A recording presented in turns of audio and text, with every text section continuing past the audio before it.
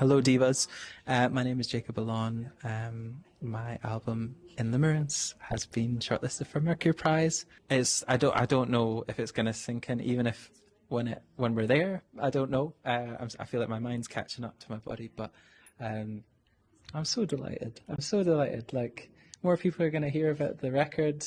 That's such a crazy joy. It's like so cool to be recognized for something that's me. Like, it's just, I've poured my like pain and love all into this, and it's not like why I create, and I don't think it's why any artist, or maybe some, create, but it's like an incredible bonus and like validation to for something like that's so purely me to, or like, you know, something I love and care about is being, you know, recognized. Bearing yourself, like feeling like you're standing naked in front of like the whole country or the whole world, who knows, you know, all these people. But I think throughout speaking to people since it's been released and like meeting people that have listened to it and it's resonated with them, it's made me feel like I'm so not alone, like we're standing there naked together, naked and wounded, and like, I hope, or I've heard that, you know, it's made people feel less alone in that way too, and it makes me incredibly proud, like, to have found like a wee community, and to like, I didn't always have that, like, and you know, for so long, I've felt like I've sat with my loneliness, like, it's not that this is an answer to it, but like it really helps, like having people, having new friends.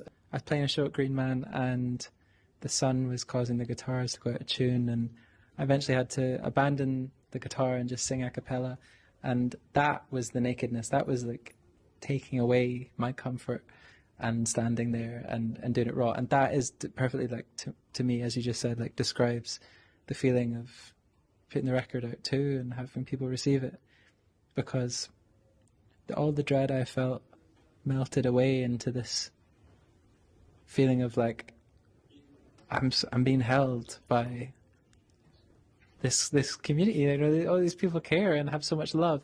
When I first met Dan, we hit it off like immediately. I remember we dove like head first into a conversation about